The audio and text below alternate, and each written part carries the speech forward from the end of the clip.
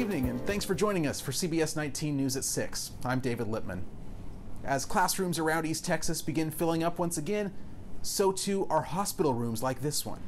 Local hospitals are running out of ICU beds as the number of COVID-19 patients approaches the records set in January.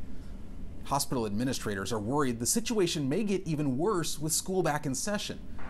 UT Health East Texas and Tyler had only one open ICU bed recently, and administrators don't see that trend changing, especially with kids gathering at school and no mask mandates in place.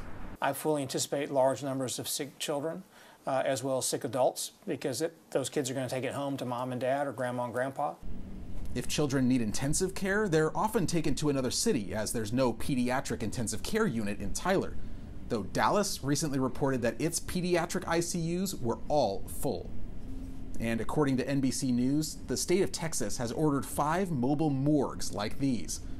It hasn't needed one since January, when a couple of them were sent to El Paso during the worst of that wave. A spokesman for DSHS told NBC News that the refrigerated trucks are just a precaution for now, and they'll be stationed in San Antonio until they're needed.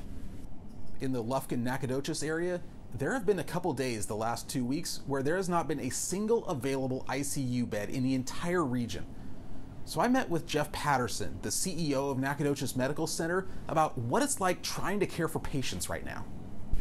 First, give me a sense of what the mood has been like among your staff these last couple of weeks, watching the number of cases go up and watching the number of patients coming in go up. I would say we've been a little surprised, with vaccinations widely available for everybody across the country. I was very much hoping that we wouldn't see a 4th wave of COVID in Nacogdoches, and here it is. The good news is that we've been here before. We've got staff that are very dedicated, very capable, and so they've really just put their heads down and focused on taking care of our community. What kinds of things do you do to try and keep their morale up and keep them going? Well, we definitely try to feed them and make sure that they've got food, because sometimes they can't break away for lunch or for breaks and other things of that nature. So we try to make sure that's taken care of. There's other different morale things that we'll do. We actually had to reschedule our COVID memorial that we were hoping to do this week just out of an abundance of caution. But just trying to make sure they know that they're healthcare heroes and that them putting themselves on the line on a daily basis is not lost on us. And are you seeing changes in the types of patients this time around as compared to some of the other spikes that we've had? It's skewing a little bit younger now. However, we're still seeing the hospitalizations happening to the unvaccinated. Almost all hospitalizations and deaths across the country are happening with the unvaccinated. But overall, it's really, that's the story. When I look at the numbers and I see just that there are 0 ICU beds in this region the last couple days, or maybe 1, does it feel more stressful from your end trying to find space to be able to care for everybody, or is it again just kind of like before and you're now going through the motions in a sense? The challenge has been making sure that we have the staffing to support the infrastructure that the hospital has. Would really like to thank Governor Abbott, who a couple of days ago made the decision to have state-supported staffing. We've had great support from our local representatives, Representative Clardy, as well as Senator Nichols, to make sure that we're going to get those resources. So we have the capabilities within our facility to expand our ICU when we get staffing here, and I'm very confident that's going to happen in the very near future.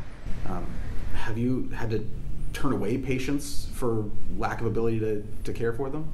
It's less of a turn away of patients than it is about prioritization of urgent and emergent cases.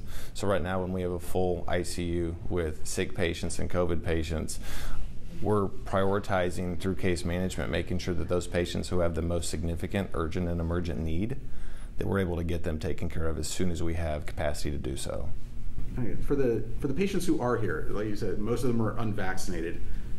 Do they talk about the vaccine while they're here? Do they ask if they can get it or should they have? It is a sad reality that a lot of people come to that realization that this very safe shot is something they should have done before getting their health to be compromised and be hospitalized. And I know y'all are doing a lot with outreach and hosting clinics. Are you starting to see more people coming in to get the shots?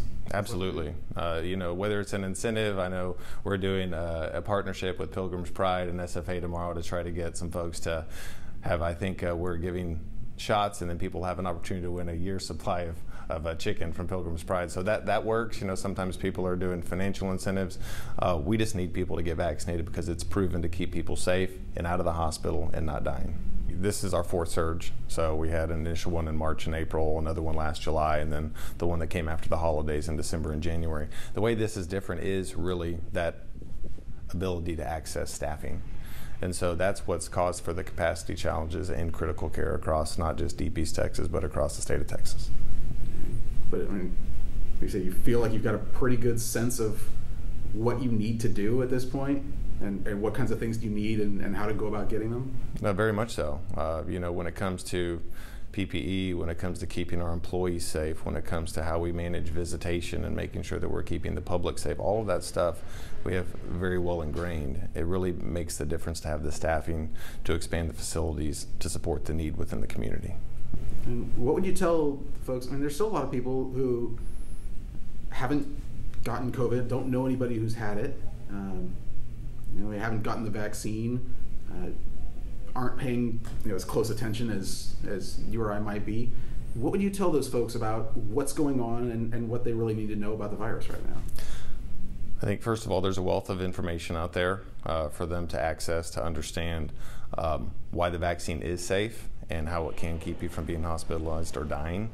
But I also want them to understand that by taking up valuable resources for healthcare in their communities for COVID patients, it's making folks who have other urgent and emergent needs be either delayed or postponed with respect to their care. And that's where my main concern is making sure that we're taking care of not just COVID patients, but the entire community. And I guess, should I ask, have you changed any policies in the last few weeks as cases have risen, or changing for visitors to come in, or changing the elective procedures, that either doing them or not doing them, anything like that? We did some minor changes to our visitation policy. We do still think that folks need access to their families when they're hurting or in the hospital. However, we're still allowing access to patients and their families, one visitor per patient. When it comes to cases, we're really just all about prioritization. So those folks who have the most urgent needs, we're going to get them taken care of first. And do you think you're facing any different challenges being here in Nacogdoches compared to a hospital in Tyler or a hospital in Houston?